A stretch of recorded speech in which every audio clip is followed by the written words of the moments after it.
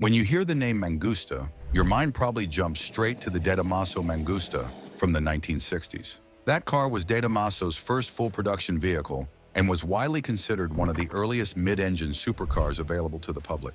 With its gorgeous Italian styling and impressive handling, it became an instant classic. But more than just a beautiful machine, its name had a deeper meaning. It was a direct jab at Carroll Shelby and his Cobra lineup.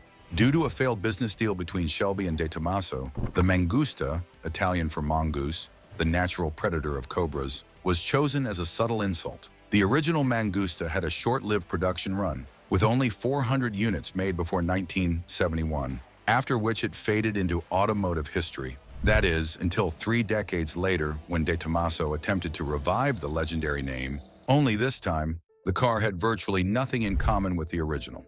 Instead of a mid-engine supercar, it was a Ford-powered, front-engine muscle car with a design that divided opinions. Even worse, the car's development was plagued with problems, and Alejandro de Tomaso himself eventually abandoned the project due to health issues. Despite all the odds, this oddball machine, now known as the Qvale Mangusta, managed to make it to production. Designed by one of the most famous automotive designers of all time, built with Mustang Cobra underpinnings and wrapped in a controversial Italian suit, the Qvale Mangusta was one of the strangest muscle cars ever produced. But to understand how this bizarre creation came to be, we have to look at the state of Tomaso in the 1980s and 1990s. Tomaso's struggles and the desperate search for a new car. By the early 1980s, Tomaso was still producing the Pantera, a car that had built a solid reputation in America, thanks to Ford's backing in the 1970s. However, when Ford cut ties with Tomaso in 1974, the company was left to fend for itself.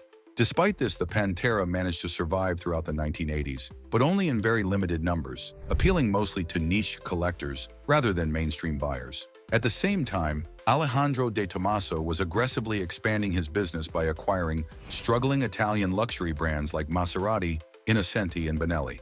Maserati, in particular, became a major focus under De Tomaso's ownership. He introduced new models like the Maserati Biturbo, which initially showed promise but quickly gained a terrible reputation for reliability issues and poor build quality. This rapid expansion ultimately spread De Tomaso's resources too thin. While Alejandro de Tomaso was known for his strong personality and ambitious vision, he often lacked the financial backing to fully execute his ideas. Maserati received government support, but its cars failed to generate consistent success. By the late 1980s, Maserati was in serious financial trouble, and in 1993, De Tomaso was forced to sell his stake in Maserati to Fiat, effectively losing control of one of his most valuable brands. With Maserati gone, De Tomaso was left with only the aging Pantera and an ever-shrinking customer base. Attempts to modernize the Pantera with the Pantera 90C helped slightly, but the car was already outdated and couldn't compete with the high-tech supercars of the 1990s. Meanwhile, newer projects, such as the De Tomaso Guara, were introduced but failed to gain traction, with fewer than 50 units ever produced. By the mid-1990s, De Tomaso was in dire straits, and the situation worsened when Alejandro de Tomaso suffered a stroke in 1993. His health issues meant he could no longer effectively lead the company, and with little money left, De Tomaso desperately needed a new car to stay relevant. This led to the development of the De Tomaso Bigua, a project spearheaded by Giordano Casarini, a former Maserati technical director. Casarini was inspired by the success of TBR, a British brand known for lightweight, high-performance sports cars. He wanted to create a fun-to-drive, affordable roadster powered by a reliable American V8, essentially an Italian TBR. The Bigua debuted at the 1996 Geneva Motor Show, but De Tomaso simply didn't have the funds to bring the car to production. That's when Kjell Qvale entered the picture. Enter Qvale, a new name, but the same struggle. Kjell Qvale was a Norwegian-American businessman with deep roots in the automotive industry. He was one of the largest British car importers in the US and saw potential in the Bigua.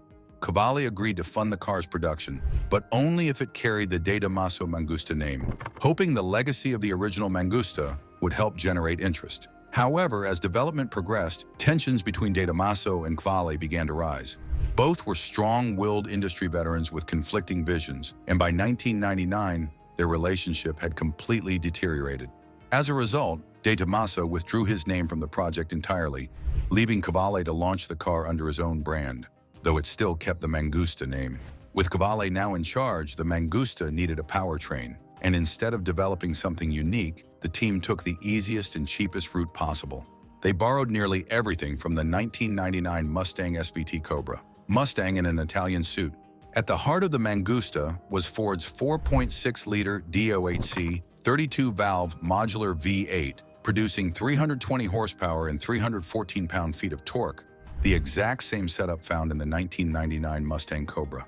The Tremec T45 5-speed manual transmission and limited slip differential were also identical to the Mustang. Even the suspension and chassis had heavy Mustang influences. Despite some suspension tweaks and styling by Marcello Gandini, the legendary designer behind the Lamborghini Countach and Diablo, the Mangusta's Mustang roots were glaringly obvious. The interior, dashboard layout, and switchgear were all straight out of a Mustang, making it clear that this was essentially a Cobra with a much higher price tag. Braking was handled by Brembo vented disc brakes on all four corners, with 12-inch front rotors and 11.7-inch rear rotors.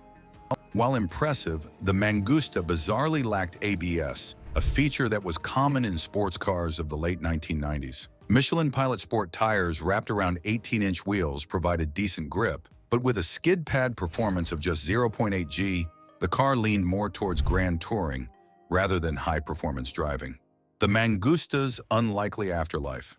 Despite its failure, the Mangusta didn't completely vanish. In a strange twist, the car's underpinnings were sold to MG Rover, which used them to create the MG X-Power SV, a bizarre, high-performance coupe that was somehow even more obscure than the Mangusta itself. The MG X-Power SV was an aggressive, wide-bodied coupe that retained much of the Mangusta's platform, but featured a new V8 engine and even more outlandish styling. However, just like the Mangusta, it was a commercial disaster, with only around 80 units ever produced. An expensive flip with a starting price of $84,000, the Qvale Mangusta was 3 times more expensive than the Mustang Cobra it was based on. Worse, it was competing directly with the Porsche 911 Carrera 4 Cabriolet and the Mercedes-Benz SL 500. Cars with strong brand recognition, better interiors, and less controversial styling. The Mangusta was too exotic to be considered an American muscle car, yet it was too American to be a true Italian exotic. And while Gandini's design had pedigree, it wasn't universally loved.